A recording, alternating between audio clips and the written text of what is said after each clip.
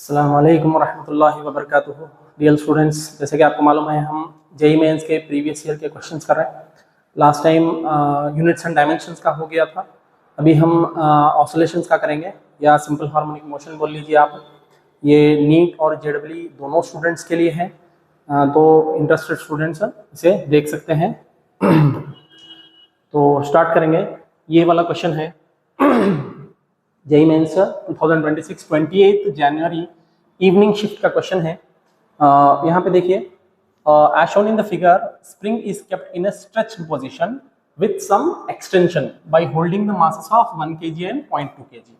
यानी कि ये 1 kg का मास है और ये 200 ग्राम का मास है। इन दोनों के बीच में कुछ एक्सटेंशन है, ठीक है, with the separation more than the spring length. मतलब इसका जो नेचुरल लेंथ है स्प्रिंग का, उस नेचुरल लेंथ से थोड़ा सा ज्यादा है एक्सटेंशन इसका, with the separation more than the spring natural length and are release. जब इसको हम रिलीज कर देंगे, assuming the horizontal surface to be frictionless, ये जो सरफेस है इनके बीच में का ये फ्रिक्शनलेस है, then the angular frequency of the system is. हमारे को यहाँ पे उन्हें पूछ रहा है एंगुलर फ्रीक्वेंसी, ठीक। तो कोई भी एक स्प्रिंग है ना स्टूडेंट्स, हम देखेंगे इसके पीछे का कॉन्सेप्ट देखेंगे। कोई भी एक स्प्रिंग है, इसके ऊपर जो स्प्रिंग फोर्स होता वो होता -kx, ठीक है। ये रिस्टोरिंग फोर्स, जो रिस्टोरिंग फोर्स है वो जो रिस्टोरिंग फोर्स है वो होता -kx। यानी कि जिधर फोर्स एक्सटर्नल लगा रहा है उसके ऑपोजिट डायरेक्शन में रहता, यानी कि ये वाला समझ लो आप, इस डायरेक्शन में रिस्टोरिंग फोर्स रहता। अगर एक्सटर्नल फोर्स इधर है, ठीक, वो F is equal to -kx के बराबर होता। और कंडीशन ऑफ SHM क्या रहता? कंडीशन ऑफ SHM रहता, जो एक्सेलरेशन है ना वो इज इक्वल टू -ω²x। ये कंडीशन ऑफ SHM है। तो देखो यहाँ पे कोई भी एक फोर्स रहता, force is equals to mass into acceleration करते हैं हम। F is equals to mass into acceleration, तो ये mass into acceleration is equals to -kx हो जाता। Mass into acceleration is equals to kx। ये मास उधर चला गया तो A is equals to kx/m हो जाता। कंडीशन ऑफ SHM के अकॉर्डिंग अगर हम ये रखें तो ω²x is equals to kx/m, ठीक है। अगर यहाँ x से x चला गया तो ω² इज इक्वल्स टू k/m हो जाता। यहाँ पे यही हमारे को ओमेगा निकालना है। लेकिन मास किसका लेना, इसका लेना या इसका लेना? यहाँ पे अगर दोनों फ्री मासेस हैं, यानी कि बाउंडेड नहीं है, फ्री मासेस यानी कि दोनों तरफ जो है सुना कुछ भी यहाँ पे एंडिंग में ये बाउंडेड नहीं है, ठीक। अगर फ्री मासेस है दोनों में, तब यहाँ पे आपको रिड्यूस्ड मास लेना पड़ता, दोनों का रिड्यूस्ड मास, ठीक। वैसे फॉर्मूला क्या है? ओमेगा इज इक्वल्स टू, अभी हम निकाले, omega is equals to √k/m। अब ये m किसका लेना, इसका लेना या इसका लेना? इन दोनों का भी नहीं लेना, एक रिड्यूस्ड मास रहता, वो रिड्यूस्ड मास लेना, ठीक है। रिड्यूस्ड मास क्या रहता? Mu is equals to m1 m2 divided by m1 plus m2। ये रिड्यूस्ड मास है। अक्सर हम बहुत जगह इसको इस्तेमाल करते हैं, कोलिजन में वगैरह भी इस्तेमाल करते हैं रिड्यूस्ड मास। तो यहाँ पे पहले क्या करेंगे, हम इन दोनों का रिड्यूस्ड मास निकालेंगे। उसके बाद omega is equals to k/m, k की वैल्यू यहाँ पे दे दिया हुआ है 150 न्यूटन पर मीटर, वैल्यू रखते ही इसका आंसर आ जाता है, ठीक। तो देखेंगे ओमेगा इज, पहले रिड्यूस्ड मास निकालेंगे। Mu is equals to m1 हमारा 1 kg है और m2 200 ग्राम मतलब 0.2 kg, ऑलरेडी क्वेश्चन में 0.2 kg बोल के दे दिया हुआ है, divided by m1 plus m2, 1 plus 0.2, तो 1 इंटू 0.2 क्या होता? 0.2 डिवाइडेड बाई 1 प्लस 0.2 1.2। तो अगर इसको हम सिंप्लीफाई करेंगे तो 2/12 या फिर 1/6 आ गया। तो रिड्यूस्ड मास क्या हो गया? 1/6। Mu is equals to 1/6। तो अब ओमेगा इज इक्वल्स टू √k/म्यू है। अब वैल्यू रखेंगे, हमारा आंसर आ जाता। तो omega is equals to √k की वैल्यू 150 है और म्यू की वैल्यू 1/6 है, तो 1/6। तो ओमेगा इज इक्वल्स टू √150 × 6 कितना होता? 15 6 90 हो गया, ये 900 हो गया। Under root of 900 omega is equals to 30 इसका आंसर होना चाहिए। ठीक, यहाँ पे इसका option C is the correct answer.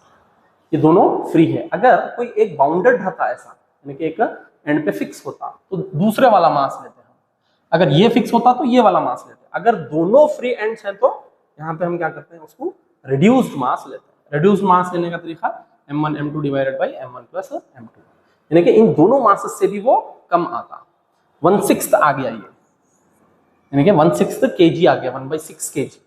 ये 1 kg है, ये 200 ग्राम है, तो ये 1/6 kg आया। ठीक, नेक्स्ट देखेंगे हमारा the displacement of a particle executing SHM simple harmonic motion with respect to time is expressed as xt is equals to a sin omega t। तो हमारे को एक्सप्रेशन दिया हुआ है x is equals to a sin omega t, where a is amplitude, obviously ये amplitude है। The maximum value of potential energy of this oscillator is found to be at t is equals to t by 2 beta. तो इसकी जो potential energy maximum है, potential energy max at कहाँ पे है, time t is equals to t by 2 beta. यहाँ पे ये टाइम के ऊपर उसकी पोटेंशियल एनर्जी मैक्सिमम है। ठीक, तो द वैल्यू ऑफ बीटा, हमारे को यहाँ से बीटा की वैल्यू निकालना है। ठीक है, ये क्वेश्चन आपको दोनों इसके अंदर भी काम में आ जाता, एक वर्क पावर एनर्जी में भी और यहाँ पे भी। पोटेंशियल एनर्जी क्या होता, पोटेंशियल एनर्जी होता हाफ के एक्स स्क्वायर, ये पोटेंशियल एनर्जी होता, ये हमारे को मालूम है potential energy half k x square होता बोल के। अब टाइम इसके पास नहीं है, तो टाइम नहीं है तो हम क्या करेंगे, यहाँ x के इक्वेशन में ये जो x दिया हुआ है x is equals to a sin omega t, ये सब्स्टिट्यूट करेंगे। ठीक, तो क्या हो जाता, potential energy u is equals to 1/2 k a sin omega t का होल स्क्वायर। तो अब potential energy u is equals to 1/2 k, अब ये a स्क्वायर और साइन स्क्वायर ओमेगा। ठीक है स्टूडेंट्स, देखना कि पोटेंशियल एनर्जी मैक्सिमम बोला है, पोटेंशियल एनर्जी मैक्सिमम। अगर हम एक सिंपल हार्मोनिक मोशन देखें तो इन तीनों पॉइंट्स में पोटेंशियल एनर्जी मैक्सिमम कहां पे होता, ये एक्सट्रीम है और ये मीन है। इन तीनों पॉइंट्स में कहां पे होता, इधर और इधर होता। तब जो x है ना, x is equals to a पे पोटेंशियल एनर्जी मैक्सिमम होता है। ठीक, तो हम क्या करेंगे मालूम है, ये जो एक्सप्रेशन है, ये जो एक्सप्रेशन आया हमारे को टाइम का, वो हाफ के एक्स स्क्वायर में x is equals to a रख के उसको सॉल्व करेंगे। मतलब ये जो पोटेंशियल एनर्जी है half k x square, maximum कब आता, मैक्सिमम आता है x is equals to a पे। तो पोटेंशियल एनर्जी, ये पोटेंशियल एनर्जी है half k x square, potential energy maximum रहता 1/2 के a स्क्वायर। अब ये वाले इक्वेशन को, ये वाले इक्वेशन को हम अगर ये कर दिए, इक्वेट कर दिए और टाइम की प्लेस पे t/2 बीटा रख दिए, तो हमारे को वहां से बीटा का वैल्यू आ सकता। ठीक, ये भी u मैक्स है, ये भी u मैक्स है, दोनों, इन दोनों को इक्वेट कर देंगे। ये इक्वेशन 1 समझो, ये इक्वेशन 2 समझो। यहाँ पे स्टूडेंट्स ये a, ये b और ये c पोजीशंस है समझेंगे। इस पोजीशन पे काइनेटिक एनर्जी मैक्सिमम रहती और पोटेंशियल एनर्जी 0 रहती, यानी कि मिनिमम रहती। इस पोजीशन पे काइनेटिक एनर्जी 0 या फिर मिनिमम रहती और पोटेंशियल एनर्जी मैक्सिमम रहती। इधर भी same to same, kinetic energy 0 और पोटेंशियल एनर्जी मैक्सिमम। तो वही हम लॉजिक लगा रहे हैं, मैक्सिमम के लिए एक टाइम का इक्वेशन ले रहे हैं और एक एक्स का इक्वेशन ले रहे हैं, इन दोनों को इक्वेट कर रहे हैं। तो इक्वेटिंग 1 and 2,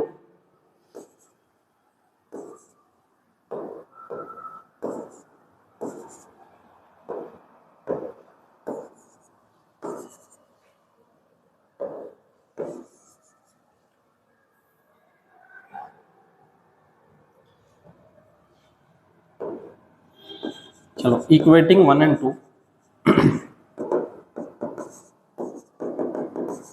वी गेट,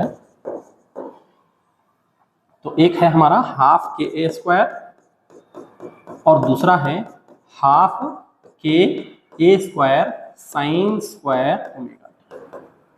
ठीक, अब देखो हाफ के स्क्वायर दोनों तरफ चला गया, अब बचा क्या इधर 1, तो 1 is equals to sine square omega t, square इधर आ गया तो sine omega t is equals to 1, ये आ गया। अब उन्हें क्या बोला मालूम है कि यू मैक्स कब हुआ, u max at t is equals to t by 2 beta, ये टाइम पे यू मैक्स हुआ बोल के बोला।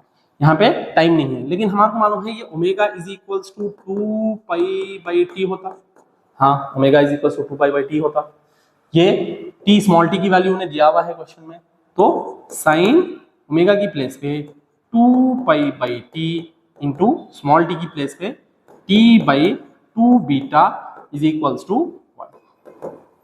ठीक, अब यहां से हमारा आंसर आ जाता, बीटा की वैल्यू निकालना है हमारे को, टी से टी गया और 2 से 2 गया, और यहाँ पे हमारा क्या बचा sine pi by beta is equals to 1 है, तो साइन कब 1 होता, साइन पाई बाई 2 पे 1 होता, तो साइन से साइन गया और पाई से पाई गया, बीटा इज इक्वल्स टू 2 आ गया।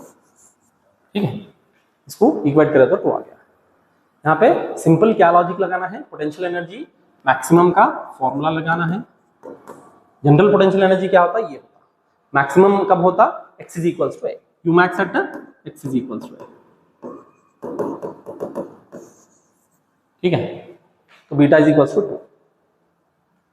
नेक्स्ट क्वेश्चन देखेंगे, ये वाला क्वेश्चन है जेईई मेन 2026 24 जनवरी मॉर्निंग शिफ्ट का क्वेश्चन है ये।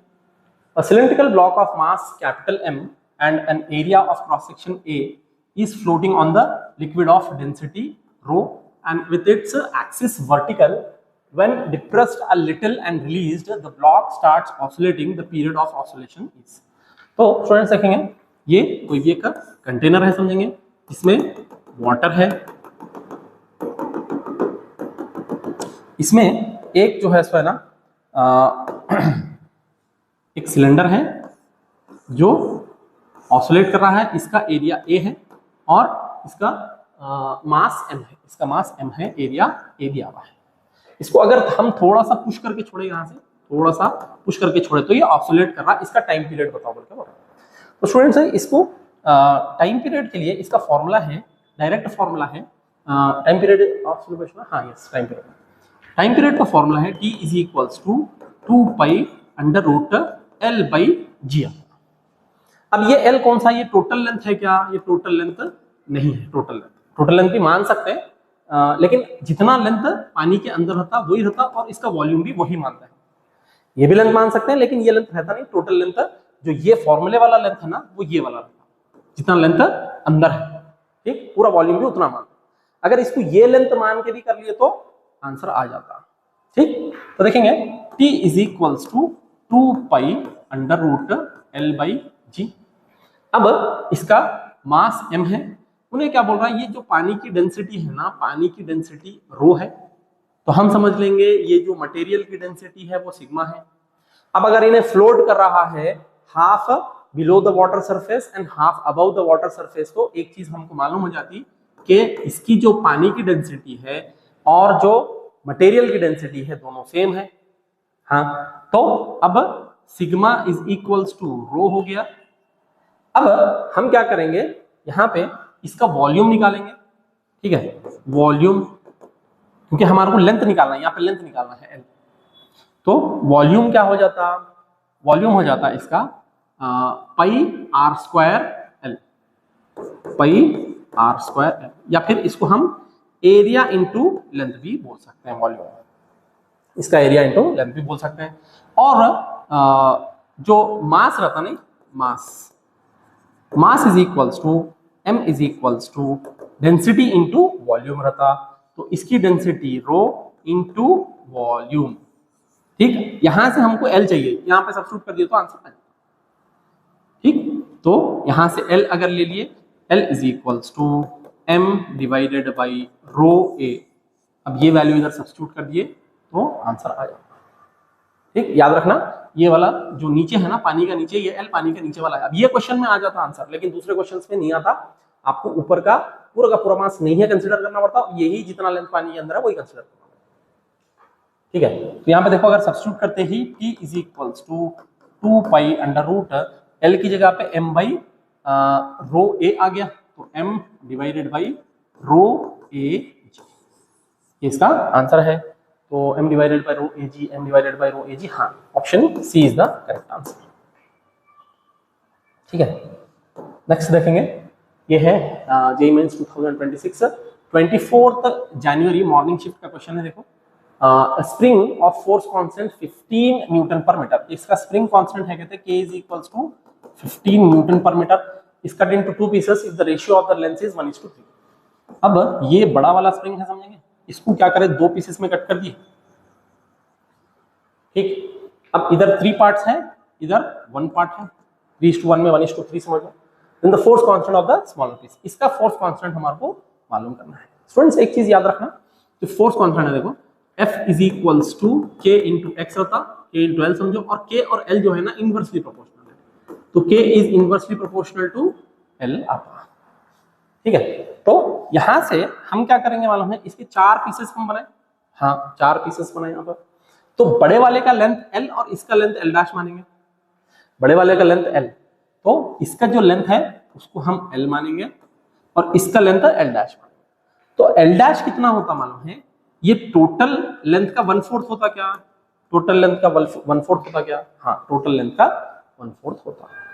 ठीक, टोटल लेंथ L है, इधर 3 पार्ट्स है, इधर 1 पार्ट है, तो इन्हें 1/4 हो गया, और इधर 3/4 हो गया। अगर ये लेंथ को मैं L डबल डैश बोला तो ये कितना होता 3L/4, टोटल लेंथ अगर L माना। अब हमारे को सिंपली क्या करना है K बाई K डैश, इसका जो K है उसको K डैश बोलेंगे, इनवर्सली प्रोपोर्शनल है, इनवर्सली प्रोपोर्शनल है तो क्या करेंगे, इनवर्सली प्रोपोर्शनल है तो L डैश बाई L रखेंगे। ठीक, तो K दिया हुआ है 15, हमारे को K डैश फाइंड आउट करना है, तो K है 15, हमारे को K डैश फाइंड आउट करना है। L डैश कितना है, L/4 है, और ये L है, तो L से L चला गया, K dash is equals to 15 into 4 कितना हो जाता, 60 होता। ठीक, तो इसका आंसर है ऑप्शन सी 60। फोर्स कांस्टेंट और लेंथ क्या है, इनवर्सली प्रोपोर्शनल है। नेक्स्ट क्वेश्चन देखेंगे, simple pendulum of string length 30 centimetre, ये क्वेश्चन है जेईई मेंस 2026 23 जनवरी मॉर्निंग शिफ्ट का क्वेश्चन है। देखेंगे, simple pendulum of string length 30 centimetre, एक सिंपल पेंडुलम है 30 सेंटीमीटर, परफॉर्म्स 20 ऑसिलेशंस इन 10 सेकंड्स। तो एक सिंपल पेंडुलम है, उसका लेंथ कितना है, L is equals to 30 L1 समझ लेंगे हम, performs 20 oscillations, F is equals to 20 F1 is equals to, और time is equals to 10 seconds. ठीक है, the length of the string required for pendulum to perform 40 oscillations, तो 40 oscillations perform करना है in the same period, तो T is equals to 10 seconds ही रखना है, तो हमारे को L की रिक्वायरमेंट बताओगे क्या बोल। ठीक, तो देखो हमारे पास टाइम पीरियड का फॉर्मूला है T is equals to 2 pi under root L/G, हाँ टाइम पीरियड का फॉर्मूला है, लेकिन हमारे को यहाँ पे फ्रीक्वेंसी बोला उन्होंने, फ्रीक्वेंसी बोला, तो फ्रीक्वेंसी क्या होता, 1 टाइम पीरियड होता, 1 टाइम पीरियड, तो frequency is equals to 1/2 pi under root G/L होता क्या, हाँ अंडर रूट G/L होता। तो टाइम पीरियड सेम रखना है और फ्रीक्वेंसी जो है इसमें ना वो ये रखना है, तो F1 जो है इसमें ना inversely proportional to root L आ रहा, हाँ ये जो F है फ्रीक्वेंसी वो inversely proportional to root L आ रहा, क्योंकि टाइम पीरियड क्या है 2 पाई अंडर रूट L/G और फ्रीक्वेंसी क्या है 1/2 पाई अंडर रूट G/L, इसको उल्टा कर दिया तो आपको आ जाता, तो फ्रीक्वेंसी क्या हो गया इनवर्सली प्रोपोर्शनल टू 1/रूट L आ गया। तो हमारे को एंगुलर फ्रीक्वेंसी बोला है, फ्रीक्वेंसी बोला द सेम ड्यूरेशन, नहीं फ्रीक्वेंसी है, चलो तो F1/F2 is equals to under root of inversely proportional है तो L2/L1, हमारे को क्या चाहिए, हमारे को L2 चाहिए, हमारे को L2 चाहिए, F1 F2 है हमारे पास, तो 20 divided by 40 is equals to under root हो गया तो इधर स्क्वायर आ गया समझना, L2/L1 कितना है 30 सेंटीमीटर। ठीक, इसको सॉल्व कर लिया तो आ जाता 0 0 1/2 समझ लो, इसका स्क्वायर कर दिए तो 1/4 इज इक्वल्स टू L2/30, तो ये 30 इधर आ गया, L2 इज इक्वल्स टू 30/4, तो 4 1 जा 4, 4 7 जा और 5 जा, तो L2 इज इक्वल्स टू 7.5, इसका ऑप्शन है ऑप्शन बी 7.5। नेक्स्ट क्वेश्चन देखेंगे, ये वाला हमारा क्वेश्चन है जेईई मेंस 2026 22 जनवरी इवनिंग शिफ्ट का क्वेश्चन है। Using a simple pendulum experiment g is determined by measuring its time period t, g determine करें टाइम पीरियड यूज करके, which of the following represents the correct relation between the pendulum l and time period t. Pendulum l और time period का इसमें से graph कौन सा correct है बोल के बताओ। तो हमको स्टूडेंट्स मालूम है time period T is equals to 2 pi under root L by g, ये हमारे पास है। अब उन्हें टी स्क्वायर बोला तो ये 2 पाई इधर ला लेंगे, टी स्क्वायर बना सकते हैं क्या हम इसको, हमको लेंथ वर्सेस टाइम के बीच में रिलेशनशिप एक एस्टैब्लिश करना है, हमको टाइम पीरियड और लेंथ के बीच में रिलेशनशिप एस्टैब्लिश करना है, तो इसको सॉल्व करेंगे। टी बाई 2 पाई का whole square is equals to L by g, ठीक। तो अब यहाँ से हमारे एक रिलेशनशिप एस्टैब्लिश हो जाता, T square by 4 square is equals to L by g, तो L directly proportional to T square हो जाता, हाँ L directly proportional to T square हो जाता। तो स्टूडेंट्स जो ग्राफ आता ना डायरेक्टली प्रोपोर्शनल वाला ये आता, जैसे कि L वर्सेस टी स्क्वायर का ग्राफ ले लिया तुम्हें स्ट्रेट लाइन आता। अब अगर L inversely proportional to T square वाला नहीं तो L वर्सेस टी स्क्वायर का ग्राफ कैसा आता, L वर्सेस टी स्क्वायर का ग्राफ ऐसा इनवर्सली अगर प्रोपोर्शनल, तो टी स्क्वायर वर्सेस एल का ग्राफ कैसा आता, वो भी सेम टू सेम ही आता, ठीक। डायरेक्टली प्रोपोर्शनल में स्ट्रेट लाइन आता। अच्छा एल वर्सेस ओनली टी आया तो क्या होता, एल वर्सेस टी आ गया तो क्या होता, अब ये स्क्वायर है तो ऐसा एक पैराबोला, ठीक है।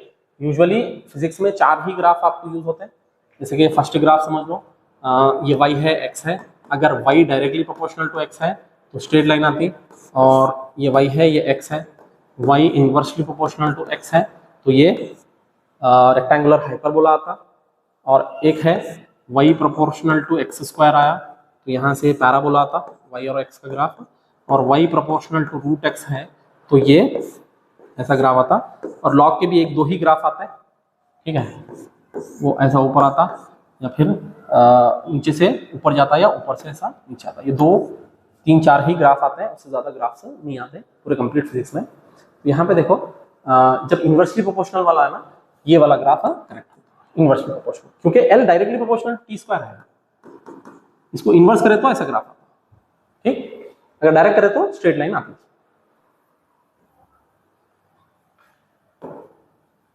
नेक्स्ट देखेंगे, the kinetic energy of a simple harmonic oscillator is oscillating with the frequency of 176 radian per second. Kinetic energy of simple harmonic oscillator is oscillating. Kinetic energy देना था, kinetic energy तो नहीं दिया, harmonic oscillator, the frequency of the simple harmonic oscillator is, खैर ठीक है। यहाँ पे हम फ्रीक्वेंसी दिया हुआ है f is equals to 176 radian पर सेकंड, उन्हें क्या बोला, फ्रीक्वेंसी फाइंड आउट करो बोला, इजी है फ्रीक्वेंसी, ये एंगुलर फ्रीक्वेंसी ओमेगा दिया हुआ है, और आपको जनरल फ्रीक्वेंसी फाइंड आउट करो बोला, तो हमारे मालूम है omega is equals to 2 pi f होता बोल के, तो यहाँ से हमारे को एफ फाइंड आउट करना है, तो f is equals to omega by 2 pi, तो f is equals to omega 176 दिया हुआ है, 2 पाई मतलब 2 इंटू 22/7, ठीक। तो अब यहाँ पे इसको रिड्यूस कर लेना, 11 2 टाइम्स गया, और 11 ये 16 टाइम्स जाता, और 2 8 टाइम्स गया, 2 4 टाइम्स गया, 4 7 28 हर्ट्ज आता फ्रीक्वेंसी, हर्ट्ज में मेजर होती है, एंगुलर फ्रीक्वेंसी रेडियन पर सेकंड में मेजर होती है, तो 28 हर्ट्ज है क्या ऑप्शन में, हाँ इस option C is the correct answer. Next question देखेंगे, ये है JEE Mains 2025 8 April evening shift का क्वेश्चन है। A block of mass 2 kg is attached to one end of the massless spring, एक स्प्रिंग है, मासलेस स्प्रिंग है, एक 2 kg का मास इसको अटैच करे हुए, ये 2 kg मास है,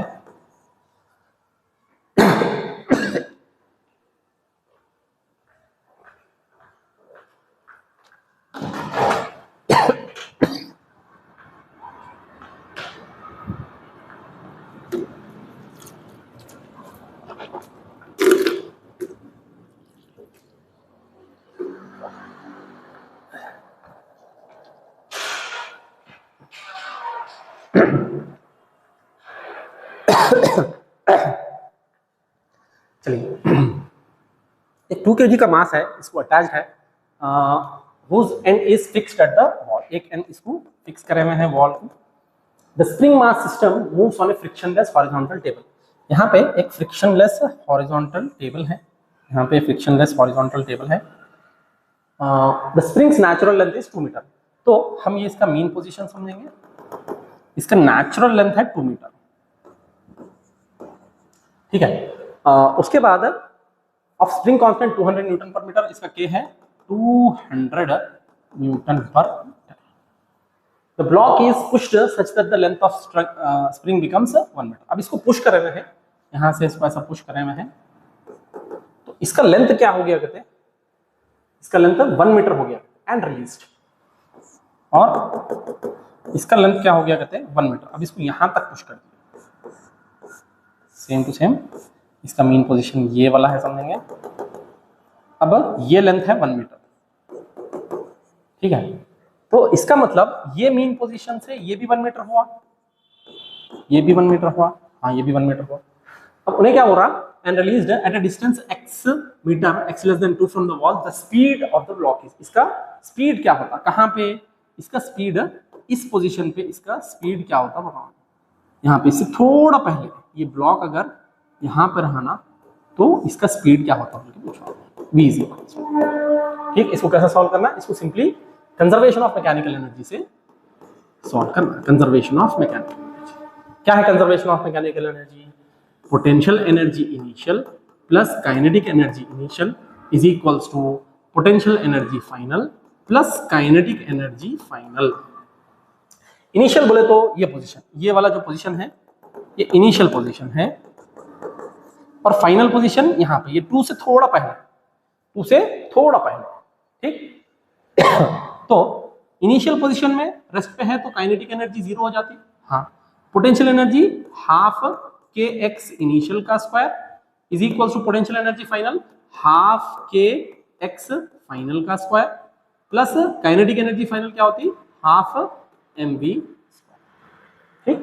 फ्रेंड्स, अब ये जो इनिशियल और फाइनल है ना, इसी के टर्म्स में हमारे को सॉल्व करना है, देखो, क्योंकि ये जो क्वेश्चन है ना, ये ऐसा वाला 10 × 10 × 10 × आया हुआ है, तो इसके पॉइंट ऑफ व्यू से हमारे को सॉल्व करना पड़ता।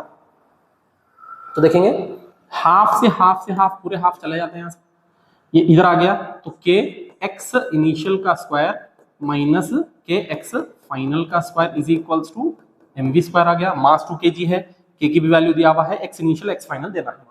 तो स्टूडेंट्स, एक्स यहां से इनिशियल जो है सुना 1 मीटर है एक्स, हाँ, तो एक्स फाइनल कितना है, जैसे कि ये ब्लॉक इनिशियली यहाँ पे है और फाइनली यहाँ पे है, लेकिन ये जो डिस्टेंस है 2 से थोड़ा पहले है, यहाँ से मीन पोजीशन से इन एक्स डिस्टेंस पे है, समझे, मीन पोजीशन से इन एक्स डिस्टेंस पे है।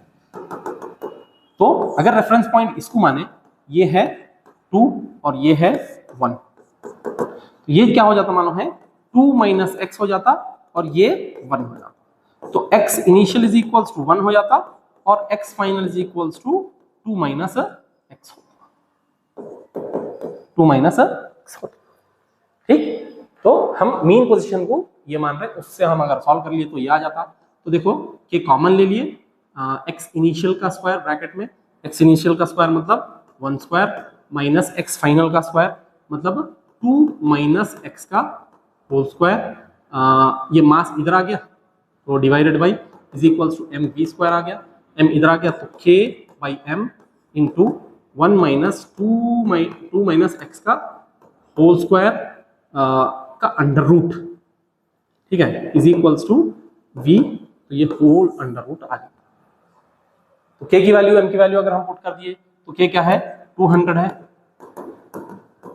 200 है, डिवाइडेड बाई m क्या है 2 kg है, हाँ, इसका पूरा अंडर रूट कर देंगे हम 1 - 2 - x का whole square is equals to v, ठीक। ये एम वी स्क्वायर उधर करा मैं, तो ये हमारा मेन जो वेलोसिटी आ रहा है वो v ये है, इसका अंडर रूट है, अंडर रूट मतलब दोनों को अंडर रूट है, 2 1 2, 100 जा गया, 100 का रूट हो गया 10, v is equals to 10 into, अगर ये स्क्वायर रूट बन गया तो क्या होता 1 - 2 - x का होल स्क्वायर का पावर 1/2, ठीक, ये इसकी वेलोसिटी है, कंजर्वेशन ऑफ मैकेनिकल एनर्जी से करना है। यहाँ पे 2 - x इसका फाइनल पोजीशन है, तो इसका फर्स्ट ऑप्शन करेक्ट दिख रहा है, फर्स्ट ऑप्शन करेक्ट। अब इज इक्वल 10 × 1 - 2 - x का होल स्क्वायर का होल पावर 1/2, 2 - x का whole square whole power 1/2, yes. चलिए नेक्स्ट क्वेश्चन देखेंगे। नेक्स्ट क्वेश्चन है हमारा जेईई मेंस 2025 के क्वेश्चन आ गए हैं शायद, 25 के आगे 26 के लेना था हमारा, चलो कोई नहीं, तो कर लेंगे। 4 अप्रैल मॉर्निंग शिफ्ट का है, 2025 का है स्टूडेंट्स, 26 के शायद क्वेश्चंस खत्म हो गए, तो जितने हैं उतने देख लेंगे, ये लास्ट क्वेश्चंस करेंगे। 44 होगा और मिल जाता है आपको। देखो, 2 simple pendulums having length L1 and L2, length क्या है, L1 है एंड L2 इसके लेंथ है, with negligible spring mass undergo angular displacement θ1 and θ2। तो उनका जो एंगुलर डिस्प्लेसमेंट है वो है θ1 and θ2 from their mean position respectively if the angular acceleration of both pendulums are same। इनका एंगुलर एक्सेलरेशन सेम है, यानी कि अगर हम एक का एंगुलर एक्सेलरेशन α1 मानेंगे और दूसरे का α2 मानेंगे तो इनका एंगुलर एक्सेलरेशन सेम है। Then which expression is correct, इसमें से एक्सप्रेशन कौन सा करेक्ट है बोल के बोल रहा। तो स्टूडेंट्स देखो, जो लीनियर एक्सेलरेशन है ये इज इक्वल्स टू -ω²x होता, उसी तरीके से एंगुलर एक्सेलरेशन होता अल्फा इज इक्वल्स टू -ω² × θ होता। तो अगर मैं α1 के लिए वो एक्सप्रेशन लिखूं तो क्या होता, ω1 का square into θ1 is equals to ω2 का स्क्वायर इंटू θ। ठीक, ये कंडीशन ऑफ, ये क्या है, कंडीशन ऑफ लीनियर एसएचएम का कंडीशन ये है। ये किसका कंडीशन है, condition of angular SHM, condition of angular SHM. ठीक है, तो अब इसको इक्वेट कर देंगे, ω1 का square into theta, omega is equal to हमारा मालूम है, omega is equal to root under root k/m होता, तो हम ऑलरेडी ये स्टार्टिंग में देखे हुए हैं। तो अगर k/1 m रखे तो ये क्या हो जाता, k1/m1 का रूट का whole square into θ1 is equals to, sorry हमारे को लेंथ चाहिए ना, तो k/m नहीं है, omega is equals to under root L/g होगा, क्योंकि L आना है, लेंथ आना है ना, तो k/m नहीं है, omega is equals to L/g लेना है। तो अंडर रूट L1/g का whole square into θ1 is equals to ω2 की जगह पे अंडर रूट ऑफ L2/g का होल स्क्वायर इंटू θ। ठीक, तो अब ये स्क्वायर कट गया, समझेंगे स्क्वायर कट गया, L1 into θ1/g is equals to L2 into θ2/g, जिसे g चला गया, तो L1 θ1 is equals to L2 θ2। ये है क्या, इसको मैं डाउट दिख रहा है करेक्ट है कि नहीं, कुछ रॉन्ग हुआ क्या, angular SHM ω² θ, omega is equals to, हाँ यहाँ गलती हो गई, देखो time period t is equals to 2π under root L/g होता, ये g/l है, g/l है, omega is equals to g/l, L/g नहीं आता, g/l आता, omega is equals to L/g नहीं है, g/l है, sorry, omega is equals to under root g/l। ठीक, क्योंकि time period t is equals to 2π under root L/g time period का है, अगर 2π इधर आ गया तो t/2π is equals to under root L/g। अब अगर इसको ओमेगा करना है, omega is equals to 2π/t होता, तो ये 1/ओमेगा is equals to under root L/g है, तो ओमेगा इज इक्वल्स टू होता अंडर रूट g/l। ठीक है, तो यहाँ पे अंडर रूट g/l का whole square into θ1 is equals to under root g/l2 का होल स्क्वायर इंटू θ, ये L1 है, तो यहाँ से स्क्वायर रूट गया, तो gθ1/L1 is equals to gθ2/L2, जी से जी गया, तो L2 इधर आया, L1 उधर गया, तो θ1 into L2 is equals to θ2 into L1, ये इसका आंसर आता, ऑप्शन फर्स्ट इधर आंसर।